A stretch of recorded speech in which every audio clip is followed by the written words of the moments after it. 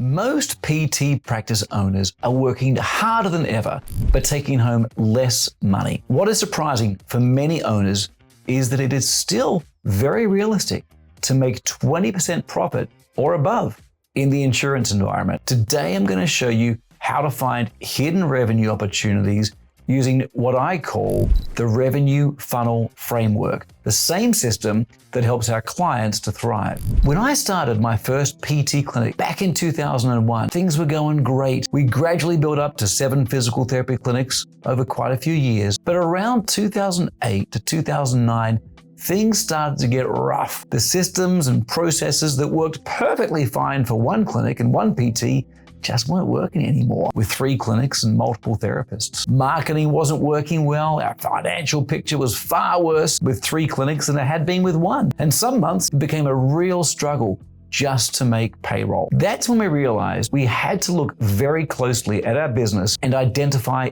every single thing that had to be done right for the business to thrive. It was the difference between seeing our business as a real business or as just a passion project. So we looked at all our systems and completely overhauled everything. The key was determining our current performance numerically and putting together a clear plan to improve each metric. Today, I'm going to walk you through exactly how to find these hidden revenue opportunities in your practice. But before we dive in, I want to address something important. This isn't about bringing in new cool pieces of equipment. It's not about opening a new clinic, hiring new staff, or starting a new program. The first thing, before we look at any shiny new objects, is how to optimize your core offering. Too many clinics get what I call the shiny object syndrome, where they want to try out new programs, new marketing events, or new tools to help increase revenue. I see many people getting frustrated about insurance reimbursement and deciding to switch to cash pay. But here's the reality we found with our clients. If you get your core service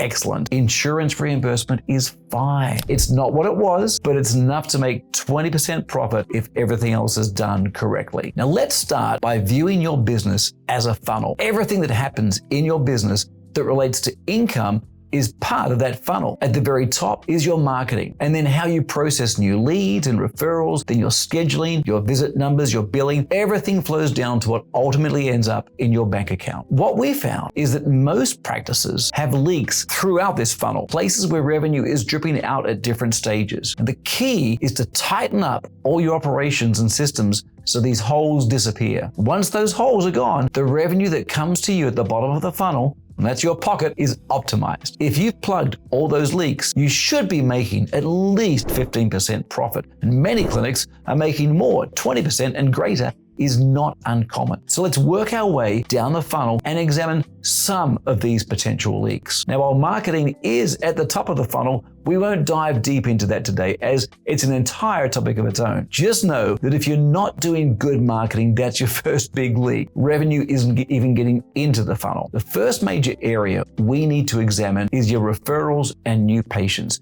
You need to track every single prospect that connects with your office, whether through physician referral, website opt-ins, phone calls, or walk-ins. All of these need to be documented in a referral log where you track what you're doing with each person. And here's what we found. If you're converting 60% or less of referrals into actual patients completing evaluations, that's a major leak. And we've seen over the last couple of years that conversion rates have declined. People seem less willing to go to physical therapy than before. Now, this could be due to higher copays and higher deductibles, or because more payers are requiring PT before an MRI. Some patients just want to get to surgery. But even with these challenges, you need to measure your conversion rate and work to improve it. If you're at 60% and want to get to 75%, you need clear systems. You want to call as soon as possible once you get that connection. If someone is resistant to scheduling an evaluation, consider offering a free consultation, anything to get them in the door. You need a consistent call protocol where you don't give up after the second attempt, but continue reaching out for at least a couple of weeks. Get physicians involved so they can exert influence if someone isn't scheduling. Document your protocol and inspect what you expect. Have your front desk log everything so you can verify they're following the system. Measure this monthly and incentivize the staff. If you can pay your front desk person a $100 bonus for hitting 75%, well, that's nothing compared to increasing your new patients by 50%. The next area to examine is reactivation of past patients. Look at your referral log and check your EMR. How many of your new patients each month were prior patients? Industry standards show this should be about 20%. If it's less, it likely means you're not doing a great enough job connecting, communicating, and treating patients in a way that makes them want to return. If it's much higher than 20%, well, that could indicate that you're not getting enough truly new patients from physicians or the community. Moving down the funnel, we need to look at scheduling capacity. Do you have openings available for these new patients? If there are no spots available, they'll have to wait and you'll lose people. Look at your scheduling utilization percentage. If you could potentially see 100 visits in a week with your current staffing, but you're only seeing 50, well, you either need to do things differently to get more people in the door, or you might have too many staff for your current patient load. Now we come to what I believe is the biggest revenue leak in most practices: visits per case optimization. And this is where clinicians are not optimizing the number of visits per case. There's a lot of noise about getting people discharged as soon as possible. But should that really be the goal? What is your role as a physical therapist? Is it just to fix that knee? Or is it to optimize the health of that individual? When we look at every patient as if they're our own parent, for example, what would you want for them?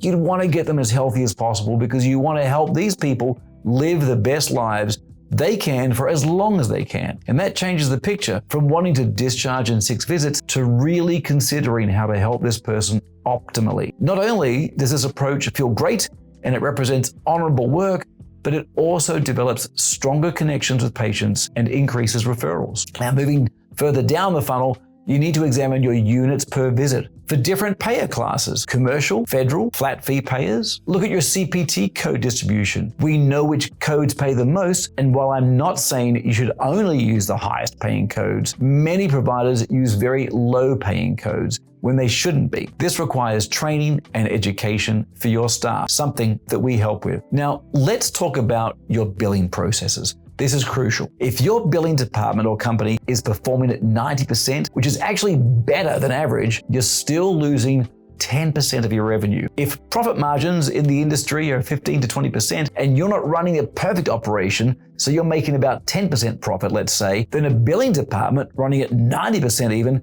means you're barely breaking even. Here are the key metrics to track in billing because you want your billing department to be operating at 100%. First, your AR over 120 days, not including auto and attorney, should be 10% or less. Your ARC ratio, which measures the speed of payment, should be below 0.8, with 0.5 meaning you're getting paid in about 2 weeks. Audit 20 claims every month that are over 60 days with balances. Make sure they're being addressed intelligently every 30 days or less. And when I say intelligently, I mean the billing people aren't just resubmitting claims, they're getting on the phone, they're finding out what needs to be done next to get paid, and they're doing it. And you should be able to see a story in your billing software when you look at this. Look at your zero pays every month. What claims were paid zero and what was done about it? The key to implementing all of this is to pick one area each month, measure it, put a system together, train your staff, add incentives, and then keep measuring until you hit your target. Once you've done this throughout your funnel, including marketing, you'll be at that happy place of 15 to 20% profit,